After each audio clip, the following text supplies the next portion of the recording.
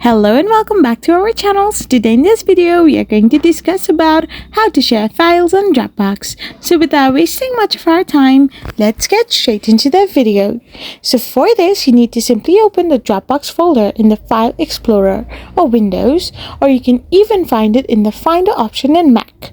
So once you have done this, you need to simply right-click the file or folder you want to share. Now choose Share under Quick Actions. After you have done this, you need to select a permission. Like you can choose Can View for View Only Access or Can Edit for Edit permissions as well.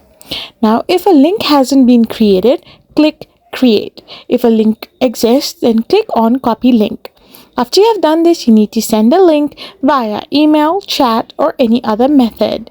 You can also share the folder by inviting people, like by typing the email address, name, or group of people you want to share folder with, and hit the share button to send the invitation. So by following these methods, you can simply share your file on Dropbox. I hope you found this video helpful, so don't forget to hit that subscribe button and do give us a thumbs up. We will be back again with more informative videos. Thank you for watching.